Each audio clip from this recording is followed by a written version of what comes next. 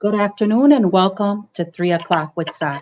Give me a second while I welcome our Spanish speaking neighbors. Buenas tardes, gracias por estar con nosotros hoy en la 3 p.m. con Sa. Si quieren acceso al programa en español, por favor marquen el número que aparece en la pantalla, que es 425-436-6200. Cuando le contestan su llamada, por favor comparten el clave que es 627-682. My name is Tammy Rivera. I'm the Executive Director and Lead Organizer for Southside Organizing Center. I want to remind you all that we haven't missed a day. We've been here with you from the beginning of the pandemic till now. All of our staff is still available for you, except for in person, and we are looking forward to when we can be with you again safely. You can reach us at our phone number, 414-672-8090, at our email, soc@socmilwaukee.org, and you can visit us on our website at www.socmilwaukee.org, and you'll find a page completely dedicated to information, resources, and action you can take in response to the coronavirus. I want to share with you all the things that are happening this week to let you know you don't want to miss the forum.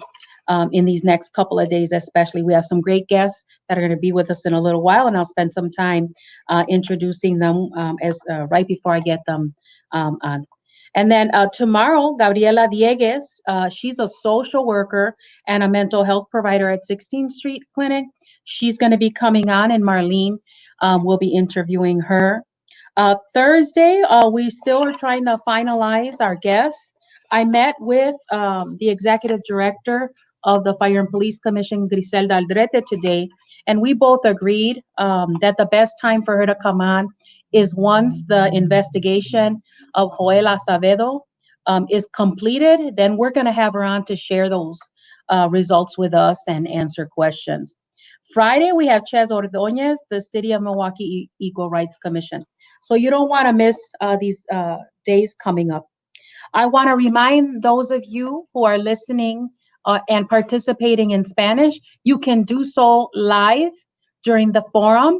You can also see a review of the forum or a copy of the video on our Facebook site, on our Facebook, and it's dubbed in Spanish, so you can see it and it's overlaid in Spanish, and you can see those videos, both English and Spanish, at our site and in our YouTube. So please, if you miss it and you want to see it, or you want to share it with someone in English or in Spanish, it's there for you. So please take advantage of that. I want to make sure that you all know we have a new promo this week, and Marisol will be on in a little bit explaining that we have a pledge to keep Grandpa safe from COVID, and we'll be taking your photos and your pledges so that we can share that this weekend for Father's Day. And she'll give you a little more information when she comes up on that promo. And then I want to remind you all that we're a certain type of nonprofit. There are waters we can swim in and others we can't. And so we're sharing a disclaimer that the views and opinions shared here aren't necessarily those of SOC, and to be on the safe side, we share that.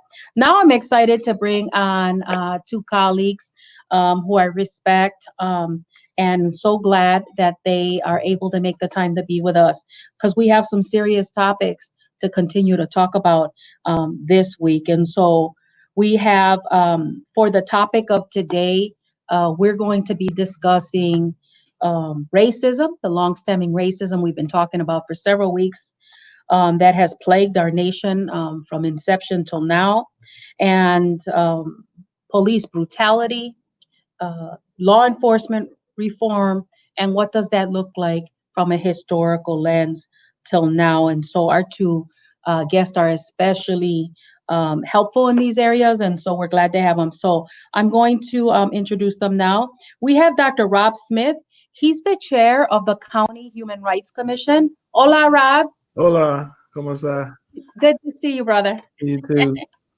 And he's also a professor at Marquette University and the director for their Center on Urban Research, Teaching, and Outreach. So glad you're with us. Dr. Smith, and we'll bring on Reggie. Understand you guys are compadres, as we would say in Spanish. And Yeah, so, Reggie, yeah. thanks again for being with us. He is the president of or co-founder of Nurturing Diversity Partners. Did I get that right? Yes, absolutely. And head griot at the America Black Holocaust Museum. So glad both of you can be with us. Glad to be Um, here. Yeah, thanks it, for the invitation. of course, anytime. Love spending time with you guys. It is a heavy time for us locally and as a nation. Not that it's ever been light. Right. Right. It's never been light, Yeah, but that's real. I do feel like we have a new opportunity to ensure that we don't turn around from the events of the day and be the same. And I was sharing with our residents and our viewers from the onset of the unrest that was due to the police brutality and long-stemming issues, including racism and structural violence here. But I was sharing that we owe it to the people we took this land from, and we, very global we, right? Because some of us came in voluntarily and other of us were a result of war gains. Sure. And so none of us here on the screen were the we, but we are here now. And so the nation owes it to our indigenous first peoples and to the Mexicans who own this land to do right at some point because of all folks lost and had to give up. And so the young folks are making sure we're going to get it right this time. Very proud of them. That's right. Shout Absolutely. out to Khalil and Frank and all the babies and all the ages in between who are making it happen this time. So let's talk about then. We have about 25 minutes. Let's talk about maybe a little from each of you on just the ongoing pandemic crisis of racism. And then I know it's a globe, like it's too big, right? But let's let's get your initial reactions to today, looking back, and then let's see if we have some time to dig into the whole issue of police brutality, law enforcement, and where we can go from here. And then maybe I'll update you on all the fights that have happened over some bodies if you haven't been following the fight, the CCC, the FBC, the mayor, and all of us are entangled. So go ahead. Let's start with you, Dr. Rob, on just some overall thoughts on racism in U.S. and where we are today. Well, as much as this moment is certainly about police violence and police murder, like we know for certain that the responses in our streets is directly related to that. In fact, you can go from just about every urban rebellion over the last several decades, and police violence has been at the heart of most of those. There's always obviously been socioeconomic disparities complementing that violence too, but the powder keg erupts and explodes very consistently around the issue of police violence and communities coming together to protect one another against that kind of violence across the board. But Tammy, what I'm also witnessing today is this very important moment where white America is having to reckon with itself. I've been very open about stating that we are in the midst of civil war. And part of where that war stems from is whether or not this country is going to be controlled by white supremacists and white nationalists, or whether or not there are folks who really still believe in the fundamental principles of democracy, even in the nature of a representative democracy in which we live, And so that is a conversation that white America has to have with itself. And they're having that conversation. Is what so many folks who grapple in the world of racism, the teachings of it, the theorizing of it, activism in response and in opposition to it. This is what we've asked for, is for white America to look at itself and ask very fundamentally, what kind of nation is this? And what does this nation stand for? And so those two questions, I think, are running parallel with one another in our streets. Good point. Reggie, give us your thoughts. Yeah, I'm right there with Rob. I think it's a very unique time that for the first time in American history that white people have been in the battle, in the trenches with, people of color. We've been fighting this fight forever. This is nothing new to us. And just as Rob said, almost all of these, bouts of unrest have been, kind of not necessarily the last straw, but kind of the last indignity of police brutality, police disrespect, police murders. And, the rage that we're seeing is related to so much other stuff. It's related to, centuries of race discrimination, racism that's part and parcel of what America. I always tell people, America is what it is because it's always been the same thing. Mm-hmm. America has always been a racist nation. It's always been a sexist nation. It's not going to change overnight. And part of what we're seeing is white people, as Rob said, are grappling with this in a way that they never have before. They're having conversations that they never wanted to have. They're having conversations that they've never been comfortable having. And I'm hoping that as part of the process white people are going through, because I've had a lot of people reach out to me, is they're finally at a place where they want to learn, like, how did we get here? How did we get into this mess? And how is it that we have a system where white supremacy seems to be okay again, mm-hmm. where it's not frowned upon in the way that it was before, where people are openly willing to support white supremacists directly from the White House. I think those are things that are embarrassing the heck out of white people around the country. I'm writing an article right now, and the title of the article is "The World is Watching." Yeah. Everybody's watching, anticipating what's going to happen. How will America really respond to this? Is it going to continue to be all talk and no action? Or will there be actionable items that come out of this, not just related to police reform, but reform of institutions that have racism built into them? So there's a lot of work that needs to be done. Yeah. And it's good to see so many white people. When I heard that they were protesting in Fargo, North Dakota, and Salt Lake City, I'm like, we got some white people on board, finally. They're getting busy in Fargo. Yeah, there's no turning back. Someone asked me, what do you think's happening now? It feels for some, and I said, okay, so I started organizing in the mid 1980s welfare reform here mm-hmm. in Milwaukee. I says, it feels different. There's no going back. Yeah. There's no retreat. Yeah.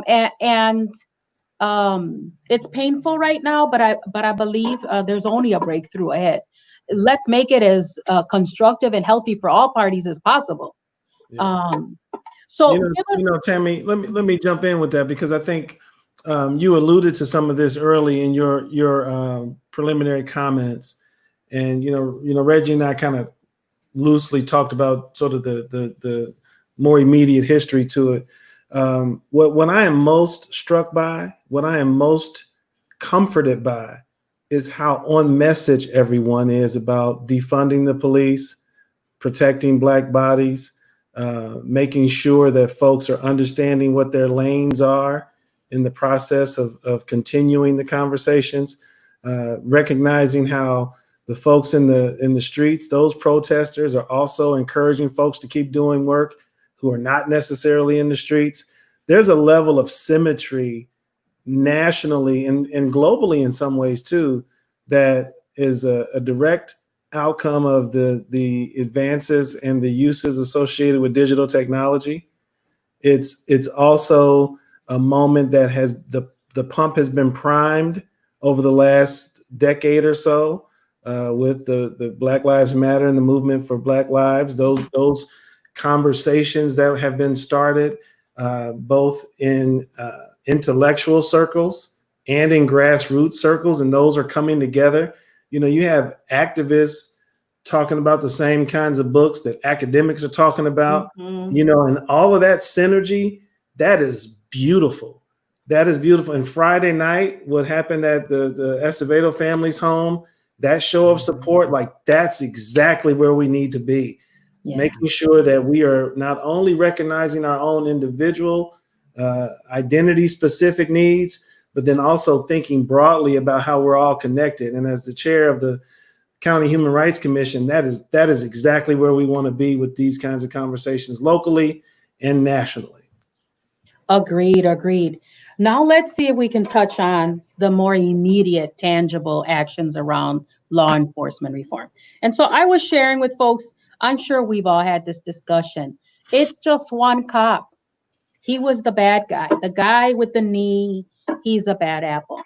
And I try to explain to folks who have different lived experience this. No, that was one filming that was undeniable. It's not about one incident. For me, as a Puerto Rican woman with Mexican kids who live in the inner city of Milwaukee, it wasn't George Floyd was lifted up because you couldn't deny it. But what I saw and what people aren't understanding is a person that is entrusted with the power to take life from society, a police officer, where somewhere he got the message along his training, because he's not a rookie, that it was acceptable to snuff the life out of a man emboldened in front of an audience, with his hand in his pocket, looking at the camera defiantly, and his colleagues not stopping him. The message wasn't, and our hearts and our thoughts and our pains are with that family, that baby, the mother of the child and his family. But what it said to us, many of us, was, I can take your life. That's right. In broad daylight, knowing you're already subdued. And I'm going to look you in the camera because I'm going to walk away from this incident unscathed. That's right. And my colleagues are not going to break the blue code. Mm-hmm. Stop me, and they're going to cover up for me. The difference is they're making it okay for him to take the blame. But it's way bigger. It's all about that other stuff. It wasn't just about that incident. So give us your thoughts now on what's wrong with law enforcement and where we go forward. How can we go forward? Go ahead, Reg. I'll let you get started. Go ahead, Reg. Well, you know, I wrote about this recently, that there's something fundamentally flawed with policing in the United States. You know, over 1,000 people a year die in encounters with the police in this country, which is absolutely ridiculous. I mean, it's 3 people per day. Someone every 8 hours dies in an encounter with the police. And ultimately, when we look at all of these viral videos that we've seen, for every viral video that we've seen, there have been dozens of other people that died, and there was no video available. And because of this particular video of George Floyd, I think what made it stand out was the fact that we had the incident with Ahmaud Arbery being murdered, with Breonna Taylor being murdered, with Mr. Cooper in Central Park being harassed by a white woman. And then this came on top of it. And to see this man lying there saying he can't breathe, just as Eric Garner said, and then calling for his deceased mother 2 times. I mean, there's no way you could hear that or watch the video and not be touched. And so I think all those things combined made it so much different. But when we look at police, and I say this all the time, and I've said this to police officers I know, I've said this to the former chief, that there is no reason an incident which is not a dangerous situation should lead to a person being killed. Sure. When we think about what led up to George Floyd's murder was a supposedly a counterfeit $20 bill.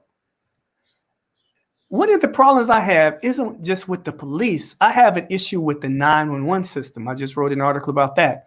Why would a 911 operator take a call where someone says there's someone who used a counterfeit $20 bill, and you think the police need to address that? That's number one. Then the dispatcher, you get the call from the 911 operator. You say, oh, yeah, we need to send a squad out to investigate this fake $20 bill.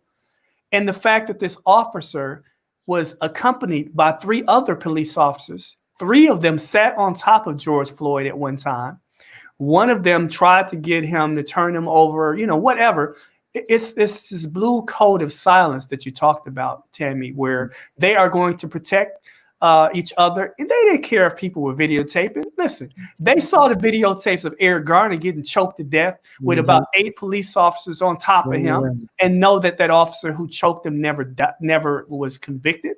They saw what they did to Freddie Gray in Baltimore and know that none of those officers were convicted. They've seen the grainy video of Tamir Rice, a 12-year-old kid, being shot to death 2 seconds after the officers arrived. They saw, multiple videos, and they know they're protected. If they can say that they felt threatened, they felt that their lives were in jeopardy or the lives of civilians were in jeopardy, they have a license to kill. And there's something fundamentally wrong with that we allow them to do it consistently. And in the end, most of the times they're not punished. Since 2013 through the end of 2019, 7,666 Americans lost their lives in encounters with the police. There were only 99 times where police officers were charged with a crime, and only about 20 times where they were convicted of a crime. Think about that. There's something seriously wrong. So when we talk about reform isn't giving police more training. They get more training than anybody on the planet already. It's fundamentally about how do we think police should do their job.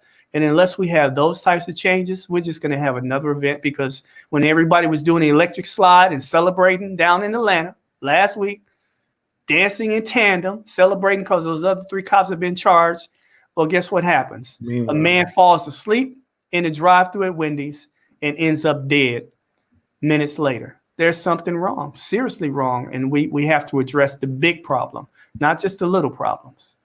Agreed.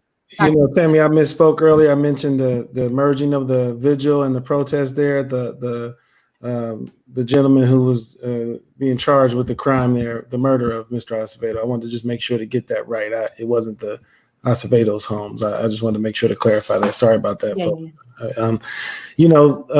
To Reggie's point, there's also, let's continue to dig into the weeds, right? The devil is always in the details. Then the officers lied on the report. So not only do we have all of the compounding issues associated with each of these murders, then we consistently see institutional workings that either misrepresent the truth, hide the truth, and then later on we have to find out the truth. Thank goodness to lawyers and others who demand that we see the actual record keeping of those events, the actual charges filed, the actual incident reports. And over and over, we also see that being misrepresented. And so not only is there murder at work, but then there's also just blatant lying in order to cover up the murders. And so we've really given the police decades to reform itself. We've told them what to do. We've provided support and trainings, whether it's how to be better in the community or implicit bias. Like we've done all that. You can't continue to be this egregious, this violent, this abusive, this murderous, and think that you can continue to siphon tax dollars and people's money. And at this point, we also know that there were all kinds of other community-based support mechanisms that have been cut over the last several decades while we watched police budgets balloon over and over and over to these astronomical numbers. They've had their chance to fix it, and they clearly are not committed to fixing it. And so not only do we need to address the police, we got to address the elected officials who are also standing by letting this happen, because the issues we have with policing is a bipartisan problem.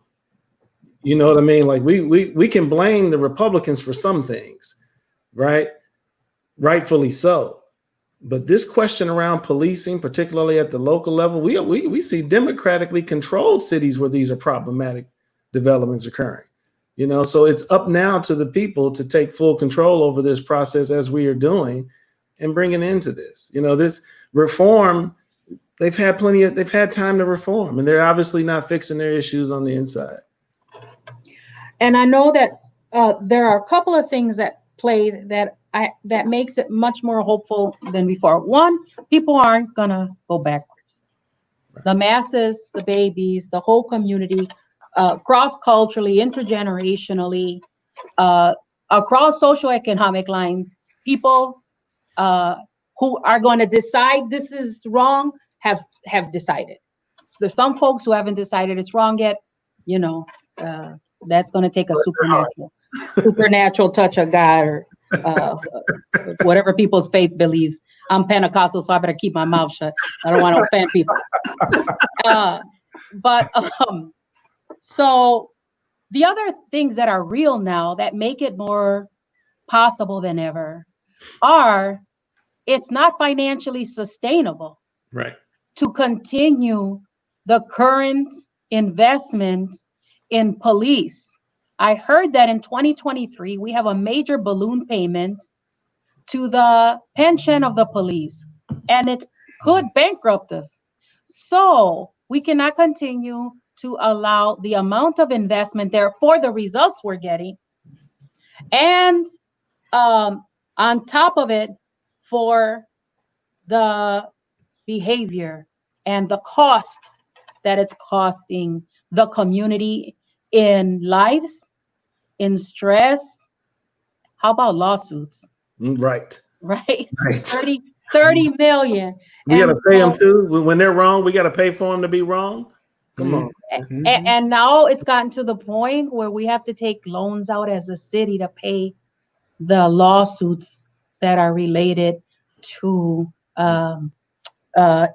illegal behavior and improper behavior and just offensive and critically murderous behavior of the police department. So it's not financially viable to continue the same way. Right. First of all, the community said no, and we're not backing up. The babies, thank you again to them. Two, it's not financially viable.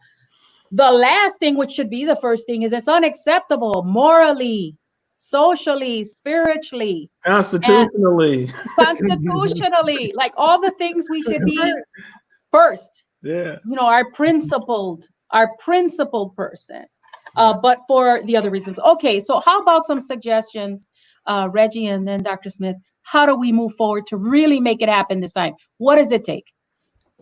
Well, I think here in Milwaukee, first thing is the Fire and Police Commission has to be empowered to do what they're in place for. They've been in place and they've been stuck in the mud for years. They haven't done their job. Part of it is they haven't been empowered to do it. Part of it is there haven't been political wherewithal by our elected officials to make it happen. We keep making excuses for why the police don't get better in Milwaukee. We keep paying tens of millions of dollars in lawsuits, and then we elect the same people all over again, thinking that something is going to change. Ultimately, I think the community has to begin to really question our elected officials here in the city of Milwaukee and say, listen, what role are you playing to make things better? Because we keep electing you year after year and nothing is changing. What are you saying? Because I'm sorry, I have to just call them out. They've been pretty darn quiet over these last couple of weeks. Mm-hmm. Most of them have been really quiet. And when they have opened their mouths, they haven't talked about what we're talking about right now. They're not talking about fundamental changes within the police department. They're talking about the type of stuff that is a good soundbite for the news. It's up to us to make sure that they do what they're supposed to, because they represent us. They are elected into that office to represent their constituents, not themselves, not the people that gave them money to get elected. And until we as a community put that real pressure on them, they're the ones that can fix the police. The police department won't fix itself. I'm sorry. They just won't do it. Just as Rob said, they've been given decades to reform themselves. They have no desire to reform themselves in the way that we are asking for. We have to make our elected officials accountable. And if they don't do it, what we're asking them to do, what we're demanding they do, then listen, we need to find some replacements ultimately.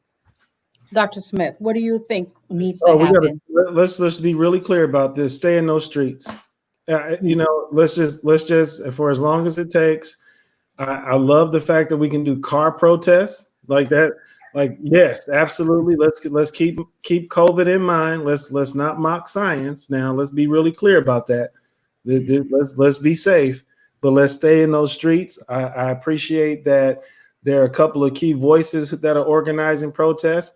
I also love the fact that on any given day in Milwaukee, Wisconsin, anybody might create their own protest and then show up right around the corner from me. You know what I mean? I'm excited about this particular moment.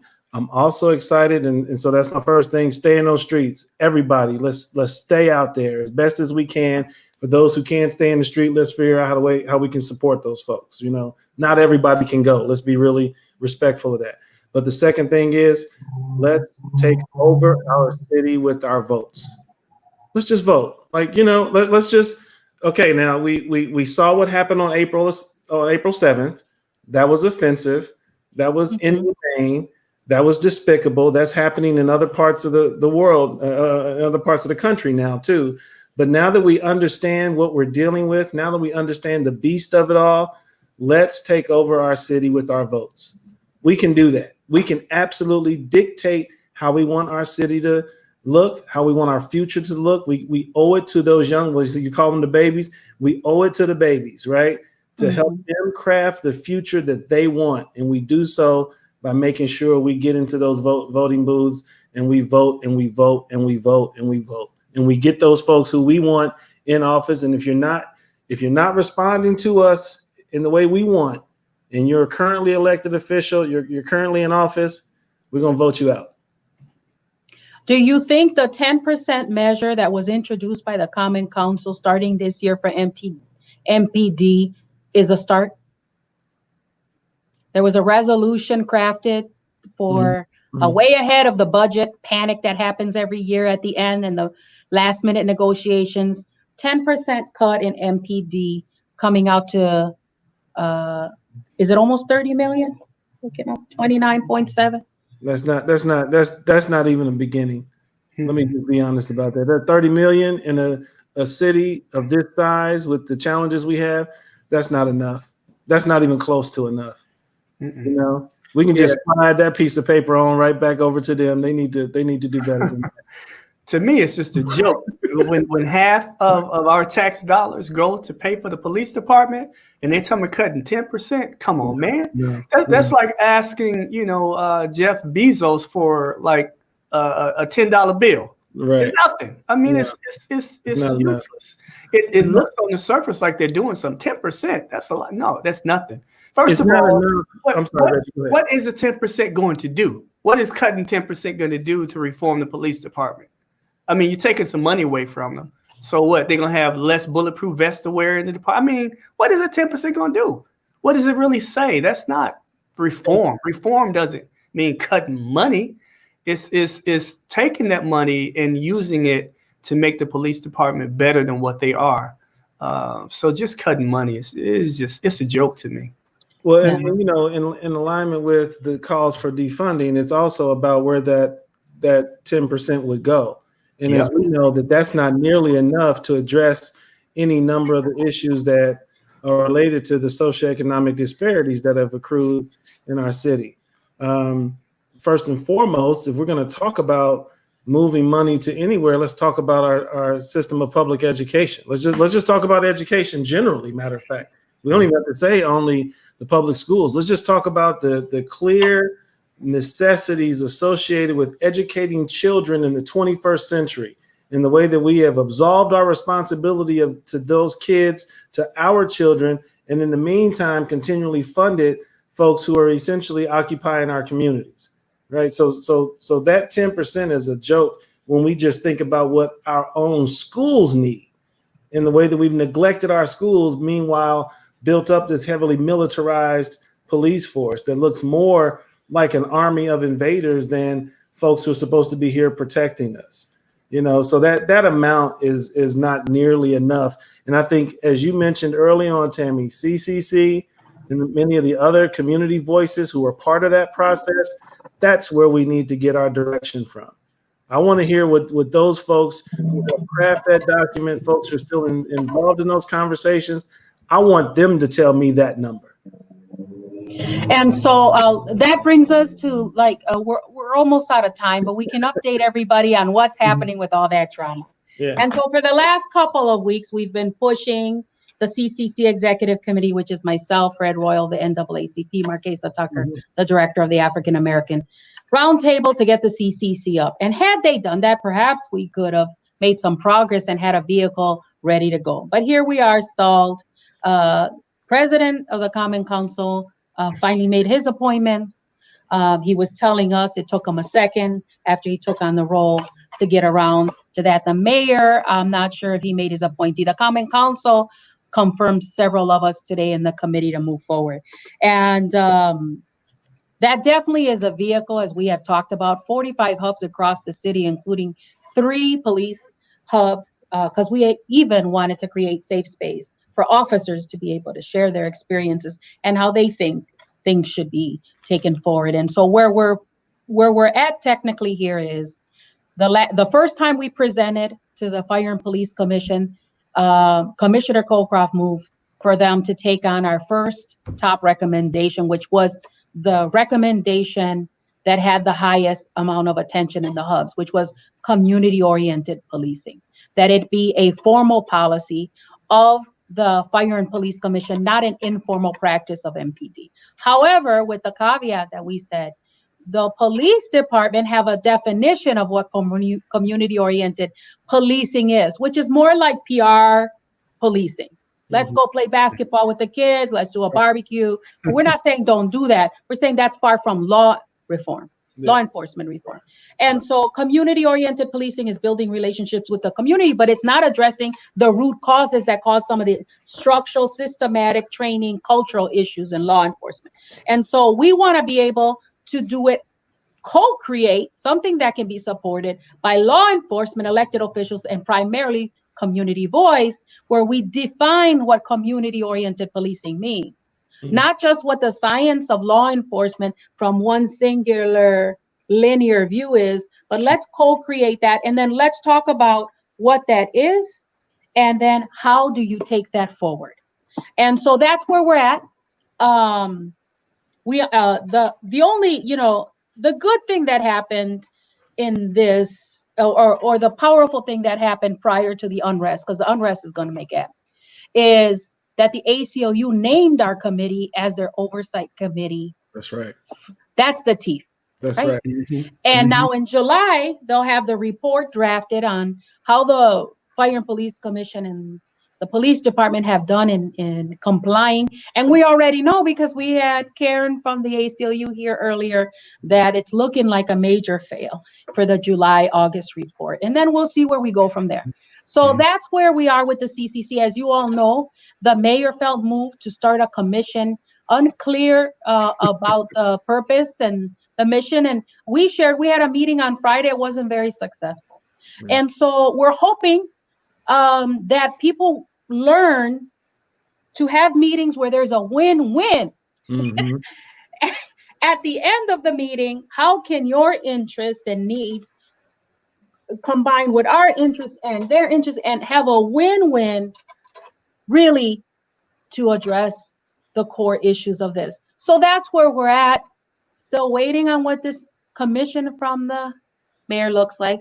Our executive committee, I don't know if you got to see, sent out a press release and said we ain't gonna have nothing to do with it. Mm-hmm. If the CCC isn't honoring the voices of the people.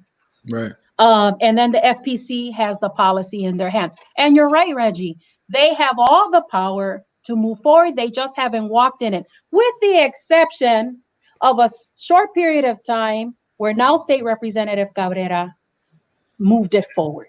Mm-hmm. And so hoping they'll walk in their power, hoping they'll be independent of the mayor, the Common Council, the Fire and Police Commission department, and do right by the people. And so that's the other place we have to put pressure, is to make sure that those appointments for those other seats are filled for the Fire and Police Commission. Mm-hmm. I don't see any reason why those appointments should come from elected officials to begin with.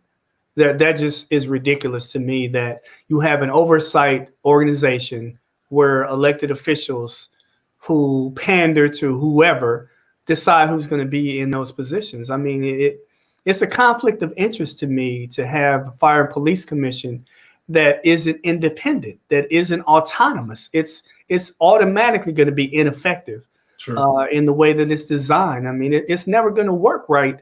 And it needs to be completely redone, in my opinion. And you know, Now- Tammy, I Go ahead, appreciate Dr. you letting us know about the inner workings of the CCC and all that. And that's where that number has to be the right number early on. We've got to start at the right place with the right number. I think the African American Roundtable is asking that the demand is 75. 75. That's better. That's still too low, in my opinion. And here's why. If the defund efforts continue and we get even 75, that's still not enough. And so the response is going to be, well, we did what you asked. We responded to your needs. There's still some crime happening. There's still some issues. And then we're going to go right back. It's going to slingshot us right back into a particular place where we're going to have to be defending these arguments over and over and over again. And so the initial number matters significantly so that we get a good launch pad into the kinds of social reforms necessary to highlight why the police are not needed in those arenas. And so I just want to make sure to emphasize that if we don't get that number right early on, we're going to continually have to justify and prove over and over and over the same things we've been doing. Is going to be problematic for us. The other thing that I'll say, I'm glad you brought up the ACLU, because the other thing we have working for us are lawsuits.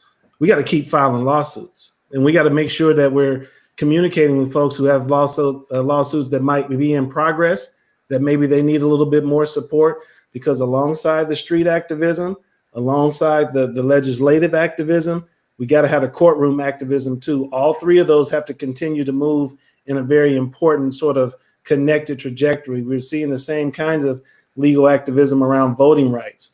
And so if there's other folks out there who we need to sort of amplify, who've had some challenges legally with the police department, Fire and Police Commission, what have you, then we need to make sure that those folks are being attended to as well. We need all hands on deck, but that initial number matters. It's definitely a holistic effort. I talk to my staff and other folks, right? The movements in the U.S. have always included unrest. Mm-hmm. And without that, the change doesn't happen. First of all, let's just be clear. Right. Without what's happening in protest, the rest didn't happen. Then there had to be legislation, right, litigation, right, and economic embargo. And we haven't touched that yet. That's right. Here in Milwaukee. Right. So that's when we get to structural change, when we get to those others. That's right. And we're missing a couple components, and we have to move holistically. Gentlemen, I'm over time. I'm always stealing time from the forum all the time. Terrible at it. Thank you for being with us. We'll have you back. Please. Glad to have your partnership. Be safe until we can see each other in person. You do the same. Thank you. All right, Reggie. Take care, Tammy. Adios. Always a pleasure. Yeah. Likewise. Thank you. Take care. Bye-bye. All right, folks. I took some extra time, but as you can see, the times are critical. So I'm gonna ask, no, we're not playing cards here. So you all know we're learning this system. And so that's why you see all that flashing. We're gonna move right away because I stole some time to our coronavirus section. Thank you, Dr. Smith. Thank you, Reggie Jackson, always for your presence and your wisdom. And then I'm gonna bring on Marlene Zaran, our coronavirus coordinator, and hand it quickly over to you. Thank you, Marlene, for being patient. Yeah, for sure. Glad to be here. So first and foremost, I'm going to start off by talking about current COVID-19 numbers within Milwaukee, and just promoting the Pledge for Grandpa promotion. And then I'm going to bring on a guest that we have today from Centro, and she's going to talk to us about mental health programs and anything that we can utilize regarding mental health through their nonprofit. So first and foremost, I'd like to touch base on the current numbers of elderly affected by COVID-19. According to the CDC, 8 out of 10 deaths reported in the U.S. have been in adults 65 years old and older. According to Milwaukee County database, the last 25 deaths have been 1 Asian person, 5 Black individuals, 9 whites, and 10 Hispanics, which was last updated June 10th. So we're here to bring awareness to the topic of Latino AX elderly individuals having higher risks of death rates due to coronavirus. It's important for you to not only take care of yourself, but it's important to take care of your loved ones. And the most at-risk individuals that we do love happen to be 65 years and older. So it's very vital that you inform them that, like, they need to try to stay at home as much as possible. As hard as it is, they need to stay at home. They need to wash their hands often. They need to take everyday precautions to keep space between themselves and others by staying 6 feet away. So that's 2 arm lengths apart. They need to keep away from people who are sick. They need to, things that you can do include helping your elderly stock up on supplies, such as buying your grandparents groceries or other, toiletries that they need on a daily basis from the store and leaving it on their doorstep. That's one way you can help. Another way is to bring them disinfecting wipes that they can use on a daily basis. So as an elderly individual, they need to be more cautious. So it's important to clean and disinfect frequently touched surfaces. Elderly always need to avoid all cruise travel for right now and non-essential air travel. Be sure your grandparents call their healthcare professional if they have concerns about COVID-19 and their underlying condition, or if they feel sick. So all of that information is from the CDC. That being said, this week for our Father's Day promotion, send us or post a picture here of your grandpa and pledge to keep grandpa safe to protect our elderly community from COVID-19. All pictures will be entered in a drawing for a $50 gift card. I'd like that. Share your photos by this Thursday, June 18th, but you can use that $50 as a Father's Day gift for your grandpa. So now I'm going to move on to Mental Health Week. So this week, I'd like to welcome you again to Mental Health Week with the COVID-19 segment. Woohoo! So Wednesday, we have a clinical social worker / mental health provider to speak about the impact of COVID and mental health, including the impact of COVID-19 on immigration and the economic distress that's being continuously reoccurring. On Thursday, we're going to focus more on COVID-19. So we're bringing on Claire Evers live with an update on phase 3 and any other updates relating to coronavirus. So currently for this Mental Health Week, we're focusing on the impact of the current Black Lives Matter movement in combination with COVID-19 stress and how that can have a huge impact on mental health, the mental health of individuals on a daily and day-to-day basis. So as our guest yesterday, Mandy Degner from Walker's Point Community Clinic said, it is important to incorporate everyday activities in your daily life that do not have to be costly, such as connecting with a friend or going for a walk. These are things that you can do to support yourself and to support your health on an emotional and physical level. Take breaks from watching TV, reading, or listening to news stories and social media. Hearing about the pandemic repeatedly can be upsetting. Take care of your body, take deep breaths, stretch or meditate, try to eat healthy, well-balanced meals, exercise regularly, get plenty of sleep. These are all things that you can do on a daily basis to help with your mental health. So today we have a guest with us. Her name is Samantha Sanchez from Centro, who is the current marketing and communications manager. Hi, Samantha. How are you? I'm doing good. How are you doing? I'm good. So can you take a moment to introduce yourself for us? Yeah. So my name's Samantha Sanchez, and I work at Centro. As you said, I work in communications there. I also help with fundraisers.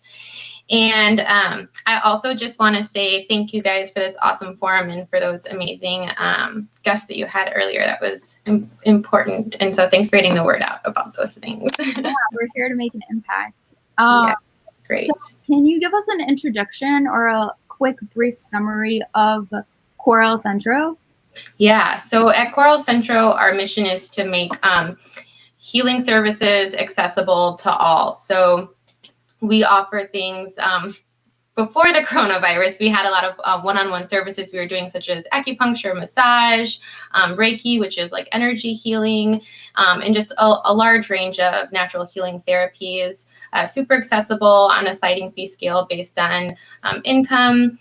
And we also have like movement classes and things like that. But our goal is just to make these services accessible. We think that everybody should have access, and really promoting self-care and things like that.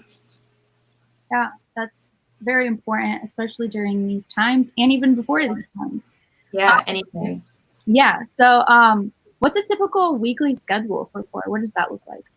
Yeah, so right now, as everyone has had to adjust so much, so as CORE, so we've been offering like a weekly lineup of virtual classes. So you can see on the screen here, Monday through Friday, we've got at least one class every day, including like dance classes, yoga classes, and we're continually trying to update and add more classes. So we just added like a yoga in Spanish.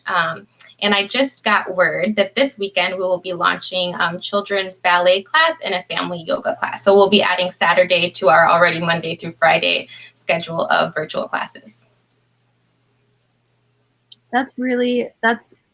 Well, it seems like there's like a wide variety of choices you can pick from. So that's really cool. So what are the most accessible activities people can utilize during this time? Yeah, so we are trying our best to make our services super accessible. So all of our online classes that was just on the screen, they're all free. So if you go to our website, just a homepage of our website, you'll see like the schedule there and all the classes, and you'll either have the option to click right on the Zoom link. So we're using Zoom right now as our platform for the classes. And then we also have MindBody, which if you're not familiar with, it's like an online platform to sign up for classes and things like that. So some of them you have to register through MindBody, but for the majority of them, you just click right on the Zoom link and it'll take you right into the class. And so really we're trying to make them all super accessible. We just are trying to get the word out about them. We also are trying to add more in Spanish. So we have things like a parent support group on Fridays, Friday mornings that is in English and Spanish. And that we've been trying to do talks on that about how to talk to children about racism, which is super important right now, but it's just important to have the support group there. And then we just added also on Friday evenings a yoga in Spanish class with an instructor who's been with CORE for some time, Ludwin. And so he just leads a really lovely yoga in Spanish. So just trying to make it easy to access those, and then also in English and Spanish as well. That's awesome. So what's the accessibility and availability of activities versus others? Like I know you just spoke about. Yeah, I feel like I kind of touched on that a bit. So like I said, just continually trying to make sure that we have things in English and Spanish, and that people know about these classes, and that I think a big part of it right now is just getting the word out, and that making sure like, is this something that's accessible? Is this helping? Is this what people need right now? Is this what the community needs? So I think, we're also looking any kind of feedback, just trying to make sure that we're meeting the need, and that we're able to just be there for people. I know personally that it's been super helpful to work for an organization that has all these offerings, because I take advantage of them, and it gets lonely being at home alone all the time. So for sure. So what activities are available to participants that new participants can try to utilize during this time? Such as like any specific programs that you want to? Yeah, there's a couple things I'd really like to highlight. So in addition to, just like our weekly virtual classes, we have some other offerings that we're doing. So this Saturday, the 20th, we have a webinar. The webinar will be in Spanish.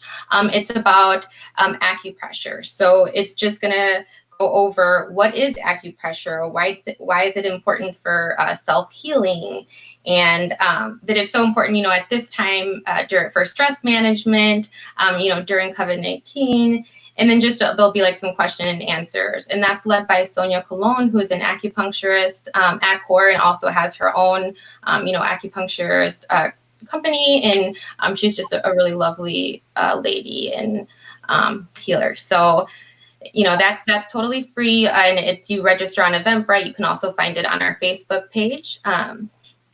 And yeah, so those kinds of things, keep an eye out on our website and our calendar and our Facebook, because we're doing our best to get that information out there, so people can take advantage of them and take care of yourself at this time when maybe we're not able to meet in person or do acupuncture or massage or things like that. You can really start to feel that in your body. So what are some little things you can do to kind of take care of yourself and maintain during this time?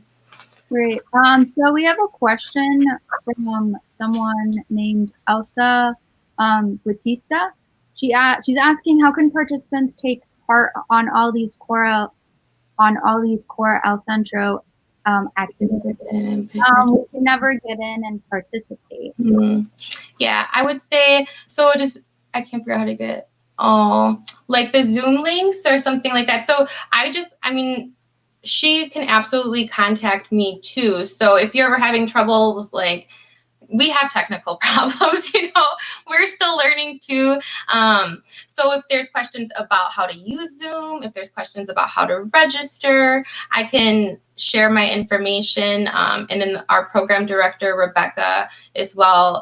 And we can both be here to just kind of help, depending on exactly what's the problem with accessing these services. I know I've had technical difficulties where it didn't work out. Yeah.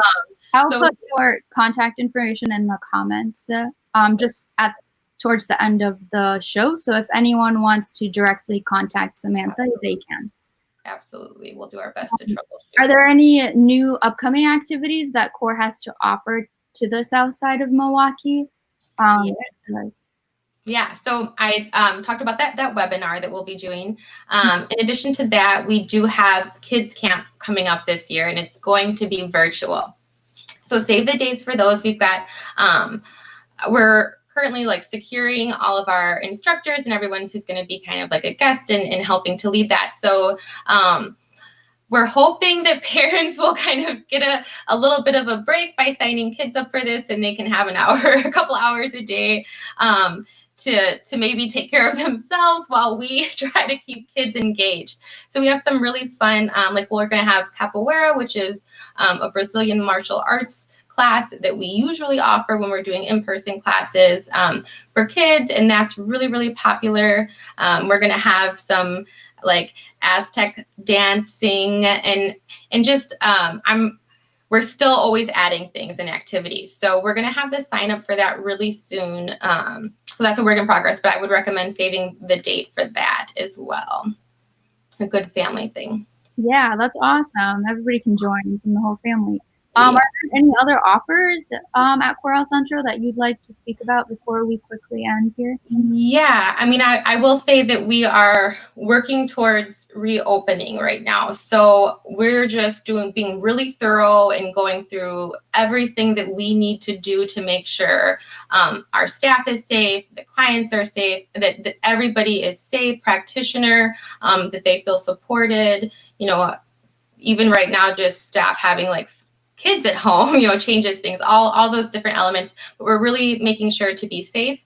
So we're going to be slowly reopening one-on-one services, starting just with acupuncture at the end of the month. We'll be posting updates about that so everybody can be assured that we're doing everything we can to keep people safe with that. But it's really important for us to start, those one-on-one services again. Mm-hmm. And then on a limited basis, we are offering spiritual companionship over the phone. So that's just one-on-one. You get to talk to somebody for an hour and they listen. And then Reiki, which is energy healing, again, over the phone, the more telehealth services. So we're going to be doing that for some time for the ones that it's appropriate for. So you can call us, and like I said, it is kind of limited right now. Most of this is volunteers, like our dance classes and things like that right now are volunteers, and we're so grateful for our great community who wants to bring, healing to those. But So those are some other things that we're offering. That's awesome. Well, thank you for your time for today. And maybe we can have you on again as things progress with Corel Centro opening again. Yeah, that would be great. Thanks for having me. Yeah, for sure. Thank you. Thanks.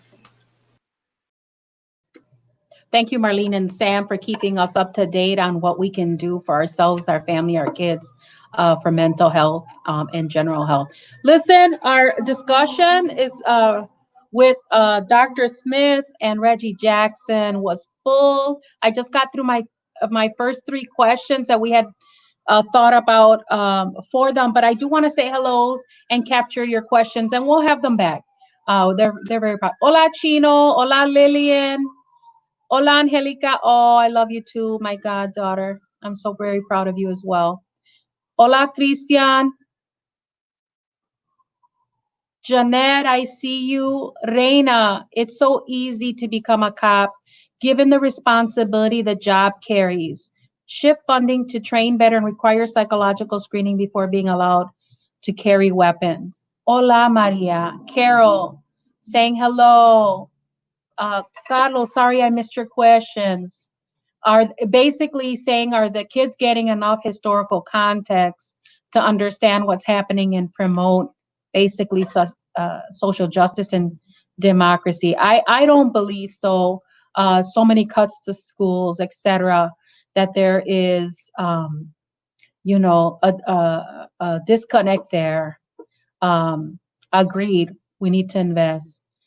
Correct, Carol. 200 nights for fair housing may change here. She's also saying 10% isn't enough. Saying 100 million and divert that to kids and schools.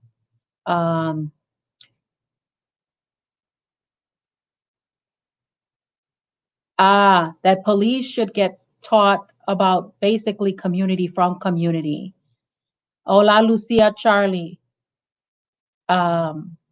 Saying we need a complete overhaul, not just theory. Yes. Great convo. Thank you. Carlos, great convo. I'm sorry, you guys, I didn't get to these. We just got through the first three questions. Elsa, you're welcome. Like, this is why we're all in this together, to try to help each other understand, and more importantly, to take action and change things. Charlie, yes, self-care critical, especially because of what's happening. Yeah, Marlene is doing a great job.